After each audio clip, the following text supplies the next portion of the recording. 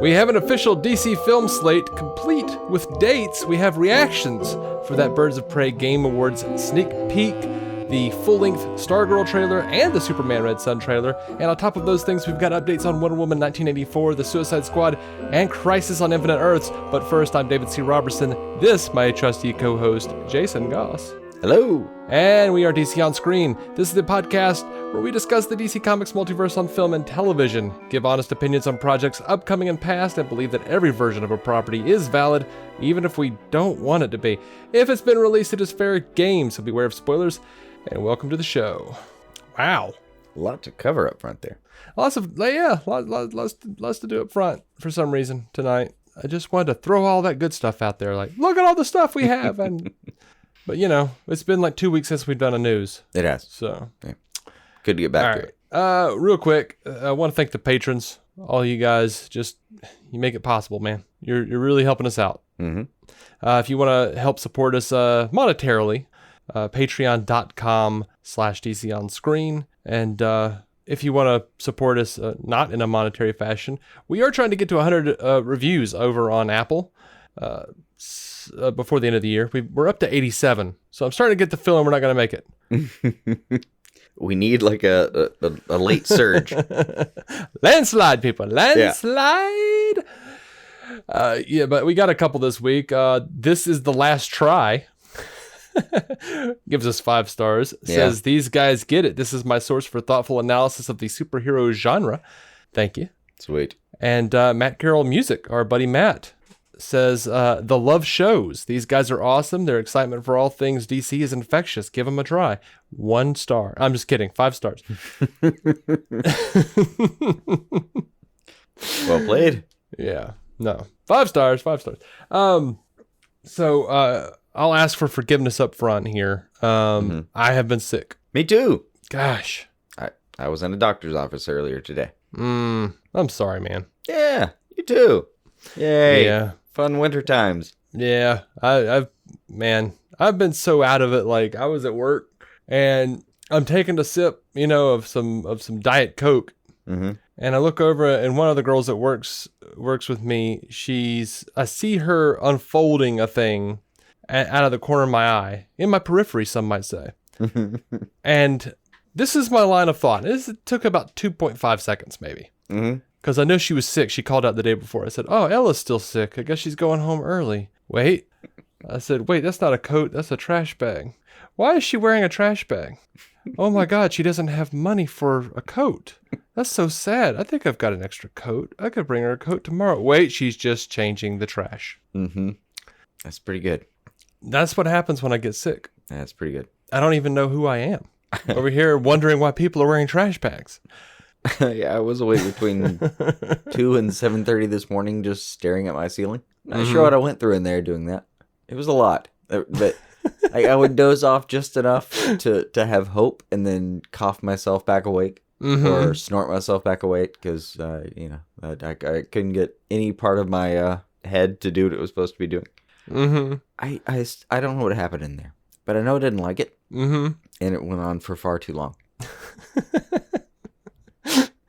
And yeah. Sadly, I wasn't hopeful when dawn finally broke because I was like, I don't know how long this is gonna last.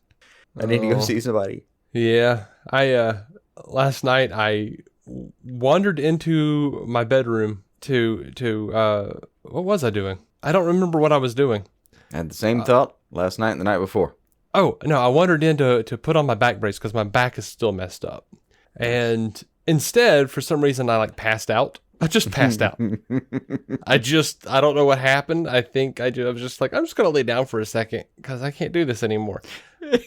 I was awake so long this morning that I got up to go to the urgent care or whatever and go finally get somebody to give me stuff. And I got up and I even texted somebody what I was doing. And then I sat down to put on one of my socks and 3 hours passed.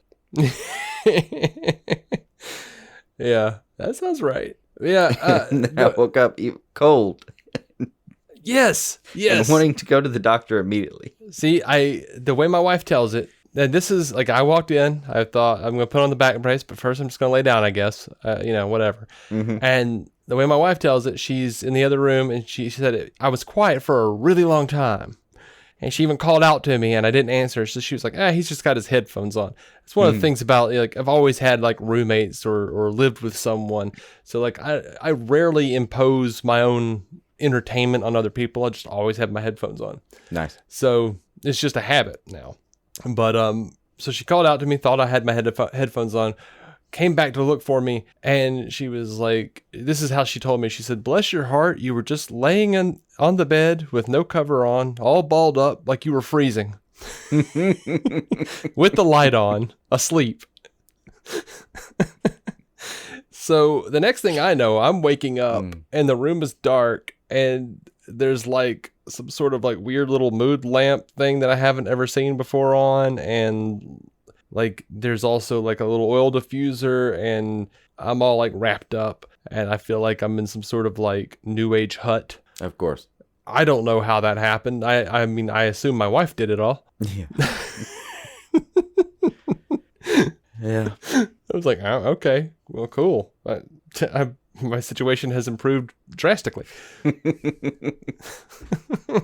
spent most of the weekend waking up wondering, where's the dog? Oh, he has abandoned me.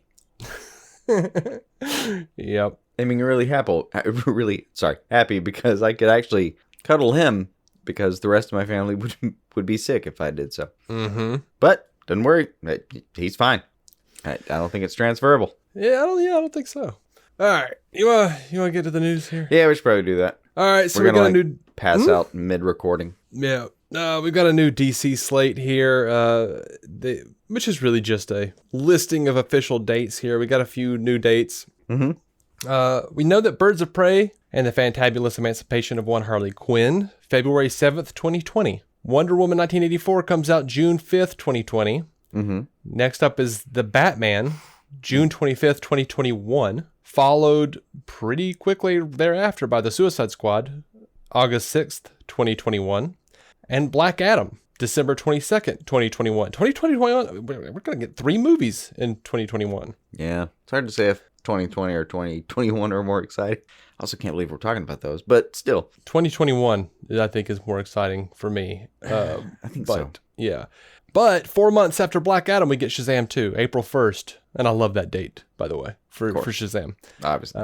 April 1st, 2022. The Flash finally got a release date, July 1st, 2022. Sweet. And Aquaman 2, December 16th, 2022. I don't know about New Gods. They haven't said that one yet. God, I don't know. I don't know when that might come. That's pretty full slate, though. 2, 3, 3? Fuck. Yeah. That's a lot of movies.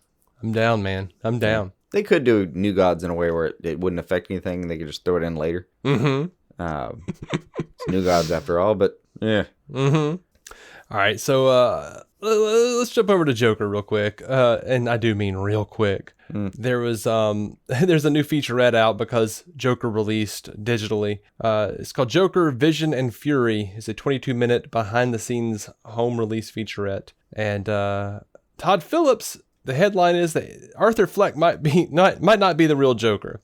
Todd Phillips says there's many ways to look at the movie. He might not be Joker. This is just a version of a Joker origin. It's just the version this guy is telling in this room at a mental institution. I don't know that he's the most reliable narrator in the world. You know what I'm saying? So there you go. If you were struggling with cracking that nut, Todd just drew it out for you in crayon in a special feature. Apparently, the storytelling in the session at the end is the actual story. Everything else is to be interpreted. And over to Birds of Prey, we officially have an R rating. IMDb is listing the reasons as strong violence and language throughout, and some sexual and drug material. No kidding. I'm down. Whatever. Yep. Now, there was a set visit earlier this year, and Margot Robbie had this to say about the director, Cathy, which makes me excited, all of this. She says, I actually saw Cathy's film Dead Pigs, which is an ensemble, and it also doesn't have a distributor, so it's not out, and you can't find it, and I want to watch it terribly. I don't think it's been released yet. No kidding. So I don't know if everyone's seen it. No, Margot, we haven't. And it's an ensemble cast as well. The design of the film is stunning. I think it's a very hard thing to do, an ensemble piece, and give everyone with so little real estate on screen, give them the time to understand them or see their point of view. And then, of course, seeing all their storylines interweaving, which is something that happens in this film. So we looked for a director who could accomplish that in a satisfying and organic way. And I saw Cathy did that incredibly in Dead Pigs. So that obviously put her on our radar to begin with. But we explored so many different directors. I said I really want it to be a female director if that's how it kind of comes together. But of course, I don't think you should force that either. At the end of the day, it's whoever's the best person for the job. And we met with directors, both male and female. Cathy gave the best pitch. She came in, she understood the piece, she elevated the ideas that we'd been working on and kind of took them to a place. And that's kind of what you need your director to do, to take what you have and then elevate it to another level. And she did that. And I remember writing copious notes every time we spoke to someone, and Cathy came in and my page was just like a big smiley face. I was so like, it's perfect. She's perfect for it. Yeah. So it was really exciting, that initial conversation. Then in an interview with Screen Rant, Cathy Yan, or Yan, I don't know how you say it. I'm going to say Yan. Sure. I'm dying on that hill. Let's go with it. Spoke about the film's approach to Harley, and this is really cool. She says, I think there's such a duality in Harley Quinn, even in just the blue and the pink. And Dr. Harley and Quinzel versus Harley Quinn. Both sides of her are there, and she's still very much the smart doctor that she once was. She's still capable of armchair diagnosing anyone. We say that's part of her superpower. But then she can be so easily manipulated and has really low self-esteem and has all of the issues that Joker really brought out in her. So I think this is a great opportunity to explore the woman behind Harley Quinn and explore that duality and dive deeper into her psyche. Yeah, we definitely do that. I think I just love everything you've said for the last few minutes. Right? Yeah, I have nothing to contribute. That sounds fantastic. Just go with it. Yeah, I'm excited about it. Let's talk about this Game Awards thing. The 31-second sneak peek of Birds of Prey at the Game Awards that they put out, and you can find it online. Yeah.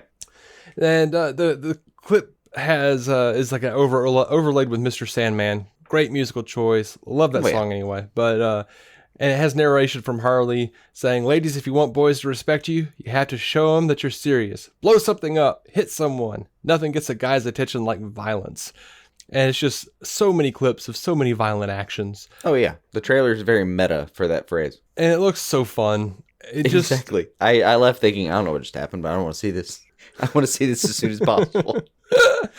And I absolutely love the bit where Dinah says of Huntress, I love this chick. She's got rage issues. And Huntress is like, I don't have rage issues. Yeah. And Journey Smollett's face, like, as she screams at her, it was just so great. Mm-hmm. And it looks like even this 30-second clip really showcased more of the dynamic between the Birds of Prey than we've gotten before, and I think it looks fantastic. A lot of people have been worried that Harley Quinn is going to take too much center stage. Well, she's got to take center stage because she's Harley Quinn and she's who everybody knows. But yeah, she is the tentpole. I think all of these, like if they're doing Harley Quinn and they're introducing the Birds of Prey, and then we can get a Birds of Prey movie, and that actually is successful later because everyone knows them now because of this. That's going to work out fine, y'all. Oh, it'll be fine, yeah. That's going to work out really, really well. There's plenty of opportunity to expand here. These ladies look like a lot of fun. Like the interpretation of these characters look fun. I sense good timing. Mm-hmm. Yeah, that means a lot in that kind of film. Ensemble films are really all about that. Well, I mean, if you remember Michelle's friend Denise on Full House, Journey Smollett's got good timing. Sure. If I know anything about that. Oh, she knows how to turn a phrase. Clearly. All right. I'm miming cut that out right now, but you can't see that. Oh, Wonder Woman 1984. At the Brazil Comic-Con, Patty Jenkins explained, why 1984? She says, we wanted to bring Diana into the modern world, but the 80s is a period that Wonder Woman is quite synonymous with, so it was great to see her there, but most importantly, it's sort of the height of Western civilization and the success of the world that we all live in, the aftermath of now. So I was curious to collide our woman, kind of like Wonder that Woman. interpretation, yeah. Yeah. I was curious to collide our Wonder Woman into the height of our current modern belief system and what kind of villains come out of that and see what happens. So it all came quite naturally. She does say, we are done. The movie is done. She told this to Collider. Mm-hmm. She says, because it doesn't come out for a few months, for the first time in my career, I was able to say, hey guys, can you let me fiddle with this? Can you let me fiddle with that? So I'm fiddling, but the movie is technically done. There were even these moments where I remember when we weren't going to Comic-Con and somebody speculated maybe they don't have enough action. I was like, just wait. You're going to see action. You're going to see. There's no way we just did that as a reaction. That's a year-long process. Yeah, the action in that trailer looked well planned. Mm-hmm. That was not a knee-jerk reaction. Yeah. But she says, I'm actually sitting around in movies where you say, oh, you always just end and you're done. This time I'm actually sitting around and saying, what if we maybe, I could do a different version of that shot. Can I try a different? Oh, wow, that's incredible. I'm sitting in an editing room right now and playing and seeing if I can pitch back something that I like better. That's incredible. I've never gotten to do that in my life. And we don't like change anything. We don't change anything. But if we find something we like, then we'll do that. It's pretty incredible. And that's crazy. Like, she actually has several months now where she can play with stuff and just like have time to tinker. Yeah, that is a cool freedom. It's also something that you really have to keep a personal check on. You do. You can tinker something to death. Mm-hmm. Mm-hmm. And you can. The way she's talking about it, she's like excited and not anxious about the tinkering. So it gives me hope that it's more refining than anything else. I couldn't do it. I would be in tears having second guessed every shot of the movie. There would be 4 cuts. And I would be unhappy with all of them. I agree. There'd be 20% of shared footage between the 4 cuts. Mm-hmm. I get it. But yeah, it's the fact that she's that excited is comforting. Mm-hmm. It is. Over to a little Batman news. Robert Pattinson's Lifecast made it into sculptor and prop maker at Reeves FX, REEVZ FX on Twitter. And he's got friends. He's got a friend in the business who got him a Lifecast of Robert Pattinson's face. Now this guy has like these really badass life-size Batman costumes that he's made, and with like muscle suits and everything, and he wears them sometimes he has them on dummies and stuff. And he's previously used the suit that he used here to showcase an Affleck Lifecast with the Jim Lee inspired blue and gray cowl. Oh, nice. Yeah, it just looks so good. And he put the Pattinson head into that suit, and it just looks so good, dude. It looks so good. Like, we have no idea what this suit is going to look like, but if it looked like that, I'd be pretty damn happy. It's a good pitch. Also, I kind of want to be that guy. Like, doing the cast? Yeah, like he does life casts and makes costumes and stuff, and I'm like, yeah, dude, you ostensibly have life-size action figures. Like, this is How do I sign up to do that? Yeah, he's got like different. He collects like hundreds of articulations. He has a Keaton head. He has a freaking Affleck head. Yeah. Also, it was his suit. It was his muscle suit that Val Kilmer wore for the Jay and Silent Bob reboot. Nice. So, anyway, I thought it looked cool. It's definitely something to check out. And Pattinson has been making the rounds talking about the Batman role. He says, while talking to New York Times, he says, Batman's not a hero. He's a complicated character. I don't think I could ever play a real hero. There's always got to be something a little bit wrong. I think it's because one of my eyes is smaller than the other one. And then he goes on to talk about what excites him about playing the character, why he's afraid to talk about the movie. He says, I love the director, Matt Reeves, and it's a dope character. His morality is a little bit off. He's not the golden boy, unlike almost every other comic book character. There is a simplicity to his worldview, but where it sits is strange, which allows you to have more scope with the character. And the Times points out, and this is lost in translation, I don't know where he paused, but the New York Times interviewer points out, you just paused.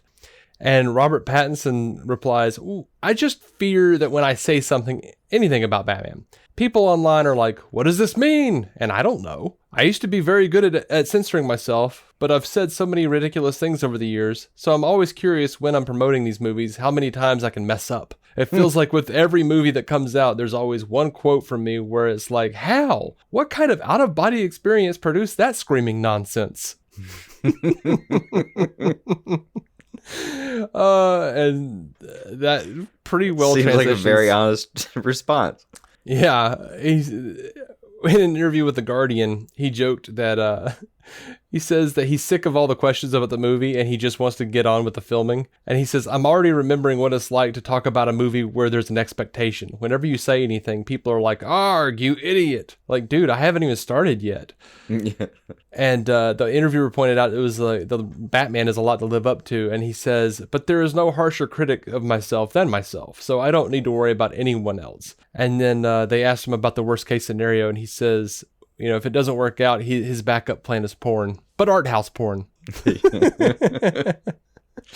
Well played. Yeah, I like his sense of humor. Yeah. Not necessarily something you want in a Batman, but... No, I kind of like it. I kind of like the sense of urgency in the interviews. It sounds like he's not completely unflustered. Yeah, but I do he's like not that too damn cool to play Batman. Right, but you know, I also think that it feels like he's taking it with a grain of salt. He's the opposite sad Afflecking.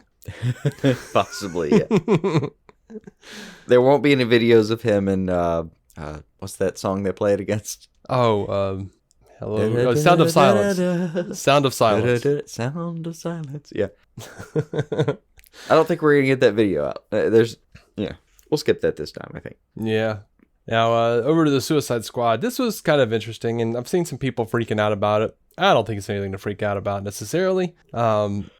First of all, let me just say, like, people are so hateful to David Ayer on Twitter. You guys stop. Just stop. Like, it's really depressing. Like, we get like bits of news about the new Suicide Squad because he's just honestly responding to people who are being shitty to him. But whatever. That's not really part of the story, except that the thread came from him just responding to trolls. But David Ayer points out that the new Suicide Squad movie is not a sequel, it's a reinvention, and James Gunn is going to absolutely knock it out of the park. He says, I'm cheering every step of the way. Someone responded, I don't understand what that means. Is your movie just a standalone, one-off, or has nothing to do with continuity? And Ayer says, yes, that is correct. Some characters and elements will be used, but James Gunn is reinventing the universe. Everybody recognizes the immense potential of the franchise. So I think it'll be canon, but I also think it will be its own thing. It's just like what they've been saying. Like Suicide Squad happened, but the Suicide Squad doesn't pick up any of those threads. Not necessarily. Yeah. Some of the actors, sure. The themes, definitely. But if there's going to end up being a chronological timeline to these movies, we're going to have to see where they take it from for probably a later point than this movie. And, you know, as they've said, Birds of Prey is much more a sequel to Ayer's Suicide Squad than this will be. Yeah. Yeah, but it's told with an unreliable narrator, so we'll have to see where that goes to. Mm-hmm. So, giving an interview with the Radio Times, Henry Cavill was asked if being in The Witcher would keep him from reprising Superman. And Henry Cavill says this: you've got to keep in mind that regardless of what movies I'll be doing over the next few years, you can fit 2 projects into 1 year. Sure. And then he was asked if there was hope of him being Superman again. And Cavill, referencing the family crest there, says, I mean, that's what it stands for, right? All right, let's talk a little bit about the latest in the Snyder Cut kerfuffle.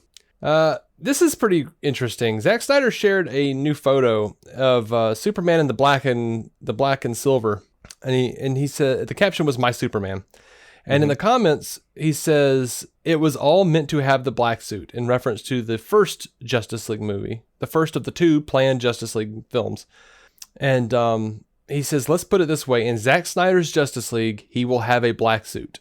If you ever see my film, this is the suit. And he also said that the blue and red would have come in Justice League Part 2. He says, I love them both, but the blue one is where he must end up after a journey. Yeah. So if we get the Snyder Cut, we're going to be really missing that second Justice League movie. Yeah. Possibly true. Mm-hmm. He also posted a drawing of Wonder Woman beheading Steppenwolf and wrote, now you're getting it. Yeah. Yeah.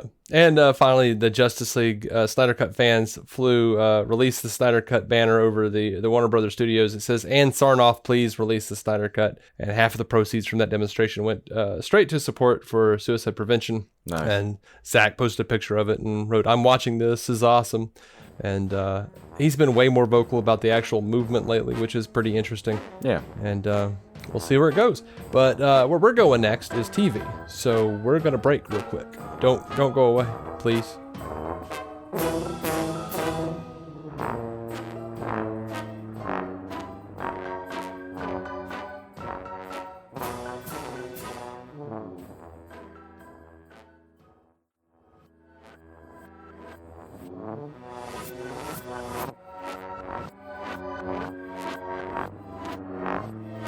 All right, we are back.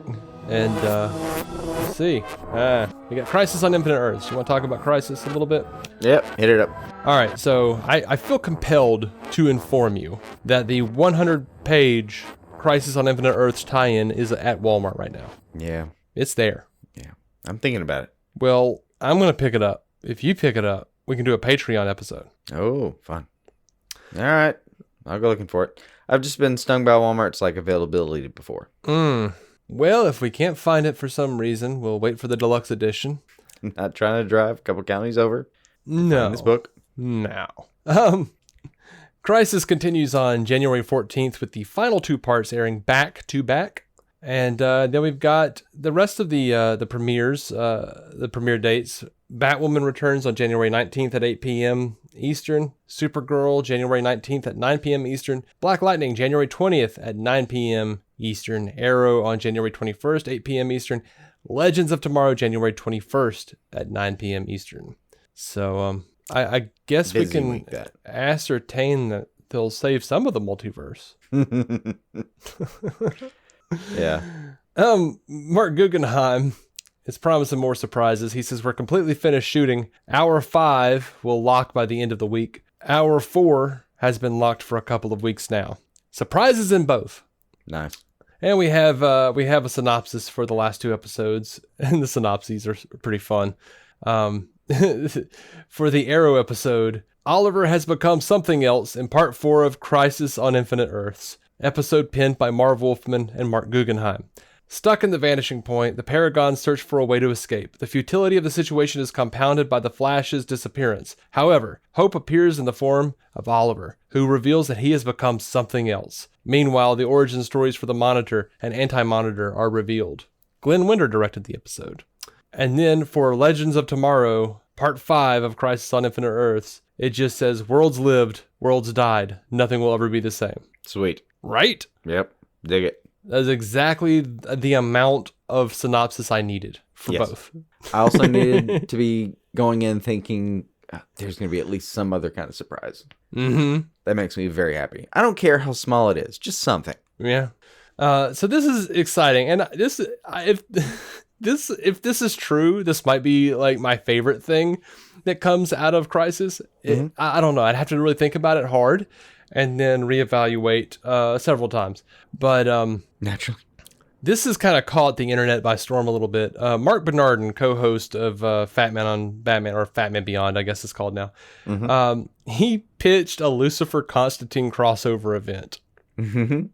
He says, he tweets out, "Dear Warner Brothers TV, I would like to do a miniseries starring Tom Ellis and Matt Ryan following Lucifer and John Constantine as they drive from LA to New York City, leaving broken hearts and scorched earth in their wake. Call it Highway to Hell. Give me money."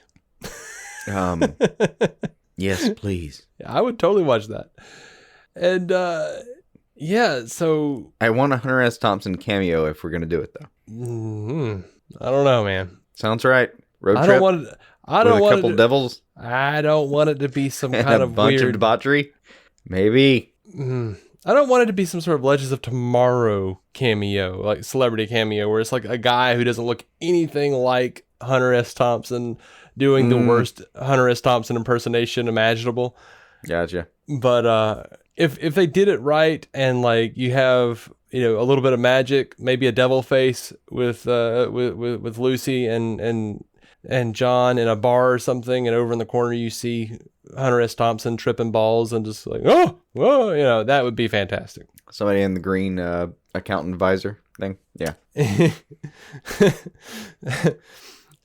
So yeah, Joe Henderson says that he's interested. Like everybody is. Matt Ryan expressed approval via GIF in the comments, and everyone's been tagging Warner Brothers TV as much as they can. And yeah, I would love to see it.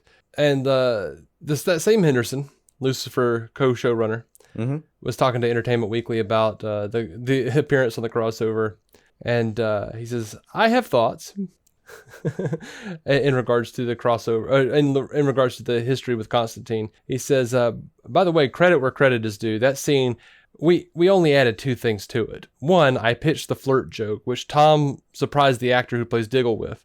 I wish we'd been covering his side because you got a great reaction from him. And then the Constantine bit, that was Tom having heard about the debate from one of our writers. Other than that, that was all them on The Flash, and I thought they did such a wonderful job of capturing the voice, knowing how to write Lucifer, because Lauren Sirto, who watches the show and is a fan of it, wrote our Lucifer, which was lovely. And he says, I have theories about Lucifer and Constantine's past relationship. We should explore it in a spinoff, he says with a laugh. And apparently there's not one planned at this time, but oh my gosh. But yes, please. And you know what? Despite the fact that Netflix lost 1 million subscribers due to Disney Plus launching, TV Time reports that Netflix accounts for 19 of the 20 most watched original series on streaming. The outlier is Hulu's The Handmaid's Tale, which is number 6, but the top of the list, Lucifer. Stranger Things came in number 2. Why not? Isn't that weird? Yeah. Strange, but damn it. The devil's greatest gift was always charisma, right? I guess so. Staying power, that one. He gave me a pretty cool flashlight once. Yeah. Shit. I guess I should have said fiddle. That would have been funnier. Hey, I'll tell you who. One person. Earn that fucking fiddle. That's different. That's true. I guess we know one person who survives Crisis. Kenyon Lonsdale says Kid Flash is back after Crisis. He says after working on his inner life in Tibet, Wally West, a.k.a. Kid Flash, is back to help Team Flash against a familiar threat, but one with a very new face. Hopefully reverse. Hopefully reverse Flash. I don't want to see a new-faced reverse Flash. When you say new face, I just think that because they literally teased it that way. But, you know. Yeah, I'm sure it's him. We've got to tie that up at some point. Why not do it with Wally West return? You know what? I would make it Geomancer, but a good version.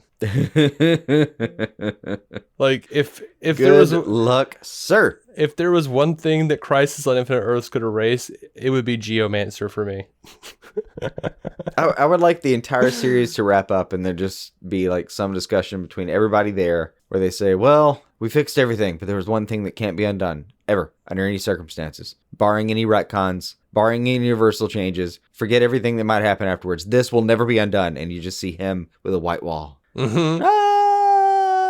I'm sure he'd scream over dramatically. Instead, Flash! Instead of like Superboy, enough? Yeah. Instead of Superboy Prime stuck in the middle of the sun, it's Geomancer. Yes. Flailing at reality. Yeah. Also, Supergirl. We got Supergirl, and by the way, they just celebrated filming their 100th episode. Nicely done. We don't know if this is a result of the Crisis or if this is just Mixie being Mixie, but we have a new Mixia Spitlick coming to town. They've cast someone else as Mixia Spitlick. It is Reno 911 star Thomas Lennon. Yeah, that's what I thought I was going to hear. Pretty happy about it. I'm sure, man. I'm sure. I saw that news and I'm like, oh, Jason's going to be happy about that. Yeah, he's always been funny. Oh, he's great.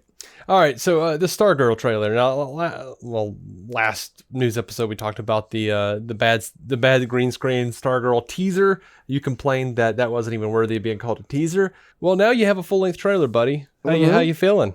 I got to see it once, but it looked pretty damn good. Look, man, I saw Luke Wilson. I saw Joel McHale. I saw Starman and Stripe, dude. Like I saw Stargirl kicking ass. I don't care they're going to be running on CW. They can make it family friendly. That looked badass. Yeah, looked pretty good. Generations of star men and star girls. The trailer you walk away from and be like, well, I don't know what's going to happen here. I know it's going to be multi-generational. Mm-hmm. And the action looks kind of fun, and the acting looks on point, so I'm in. It's. And look, man, we're getting flashbacks to the Justice Society. I feel like I'm pretty sure, like when Luke Wilson runs into the Justice Society headquarters, I saw a bunch of green energy. I'm thinking Brent from Fans Without Borders is going to get his wish a little sooner than he thought. I think we're getting some Green Lantern stuff. I'll take it. Get a little Alan Scott. Oh, any kind. Oh man. Yeah. Oh, that looked so dope. Oh, I'm sorry. Yeah. I don't care. I've seen so many people like, it's not going to be gritty. They're not going to curse. And I don't care, man. I'm too tired to sound super excited right now, but I actually am. It looked really fun. And, I stand by like that supposed teaser was just like one framed in crop shot, but this looked like something more. There's clearly a plan. Mm-hmm. It looks good. It does. And I like Luke Wilson. Oh, yeah. And we both love Joel McHale. Mm-hmm. I mean, it doesn't look like he's going to be lasting very long. I don't expect so, but I'll probably like him while he's there. Mm-hmm. In a recent interview with Jeff Johns at Newsarama, he hinted at some things. He says, it's a really exciting year to have Doomsday Clock finished up, which I've been hearing about some of the stuff that went on there. And it was an interesting finish. That's interesting. He says, I'm doing more comics. Stargirl's trailer is out. Wonder Woman's on its way. And a lot of work with Green Lantern outside comics that hopefully you'll hear about soon. Sweet. I want Green Lanterns. Give me the Green Lanterns. Some damn where. Some damn where. Oh, man. Like, how do you do a crisis without lanterns? I don't... Anyway. Yep. Anyway. Warner Brothers has announced some details for the animated feature Superman Red Sun. And it's going to be available in 4K Ultra HD combo pack, $39.99. That's $43.99 in Canada. Mm-hmm. And Blu-ray combo pack, $24.98 USA, $34.97 Canada, as well as on digital. And the 4K Ultra HD combo pack features the Ultra HD Blu-ray disc in 4K with HDR, a Blu-ray disc containing the film in high def, and a digital version of the movie. And Jason Isaacs is Superman in this thing. Yeah. Maybe I realized that before. If you don't know, Superman Red Sun takes place in an alternate reality where the spaceship bearing the last survivor of Krypton crash lands, not in Kansas, but in Stalinist Russia, and explores the question of whether this Cold World era Earth survives the coming of a Soviet Superman. And look, one of the best endings I've ever seen. Yes, I agree. Or read. It's one of the most interesting Superman stories I've ever read. It's a Mark Millar book. Yeah. Now, Jason Isaacs is Superman. Diedrich Bader is Lex Luthor. Amy Acker is Lois Lane. Vanessa Marshall is Wonder Woman. Phil Morris as James Olsen. Paul Williams is Brainiac. Roger Craig Smith is Batman. Sasha Roez as Hal Jordan. Phil Lamar is John Stewart. I mean, there are a lot of great names here. Not lacking here. Now they released a trailer for this, and I'll be honest, I didn't like it. Why? The first time. Ah, there we go. I didn't watch it. I didn't like it the first time, and there was something off about all the Russian accents. They just sounded weird to me, and I don't know if it's my own personal bias for the actors who are in this thing, because after I found out who was in it, I watched it again and thought it would look and sounded great. But I will say, just hearing it, my wife looked over and said, "What are you watching? That sounds awful." Yeah. So, yeah, I don't know. I might just be riding the bias train on this one, but nah, I think it. If you think about it, that trailer came with a lot of context that wasn't necessarily there yet. It was a pretty short trailer. There's a lot that happened in that story. Yeah, I need to break out my volumes of that because I have like the first releases downstairs, and I'd like to reread that. That's worth a reread. I could probably just go to DC Universe. I keep forgetting that they'd have comics. Oh, yeah. Yeah. I only occasionally get to it, but they're there. Yeah. They were like, I had like a few months ago, I had like a special Kindle deal, and it was like, you can get a free book. And I was like, cool. And I got Crisis, and I was like, damn it, I could have read that on DC Universe. Yeah. I was bummed. I've done it. All right, well, that's everything I've got. Me too. That's our show, man. Yeah. We're not 2 hours long tonight. Yeah. It's going to have to be a quick one. I think we're both probably going to go pass out really soon. I think I'm going to eat a little cornbread and milk. Doesn't sound bad. I'm Shouldn't pretty be. well medicated. Oh, yeah. Go lie down. My head's full of the Vicks nasal spray, so. Oh, I'm also riding something that I'm not mispronouncing this. It's called Ninja Cough. Ninja. No, Ninjacof. Ninja Cough. Ninjerkoff. I thought, man, I cannot believe somebody got that through. There's no way it got the FDA without a lot of chuckles. Because guess what? It's cough medicine. Mm-hmm. That you can cough like a ninja. Like I keep waiting for somebody to hop in my house and be like, ha ha, it was a joke. I can't believe you fell for it. A child named this. You shouldn't take it. You've been taking liquefied peanut butter. Yeah. That's a melted down candy cane. With a little bit of lighter fluid. Enjoy the diabetes. Yeah. Yeah. I've been waiting for that. Keep staring at it, wondering what's going to happen if I actually take it. I'll probably sleep well. That's probably what's going to happen. That's probably all that'll happen. Hey, that's a better instinct than my instinct, which I've just moved this like really cool Superman, Henry Cavill Superman figure I've got. Mm-hmm. And I don't know, the lighting is different on this side of the room or something, because now I keep noticing that his cape looks like a fruit roll-up. Nice. And I want to go put his cape in my mouth, but I know that it's not going to taste like a fruit roll-up. It will not. Although maybe, but probably not. I wouldn't put money on it. And yet that symbol stands for something. Yeah. All right. We're done for this year. We're done for 2019. Yeah. So we're recording on the 23rd. Guys, gals. Wish we had more energy to have recorded on the 23rd. But yeah, well. Hey, it's Christmas time. We're all sick. Don't know what's happening, but we love you. Thank you for listening. Have a Merry Christmas and Happy Holidays, whatever you happen to observe. I hope you observe it well. And I know Jason does too. Mm-hmm. Because I just know it. I knew it instinctually because he didn't respond in any kind of way that would indicate that he felt the same. I wasn't like spiteful of the statement or anything. Mm-hmm. Yeah, I was pretty on board.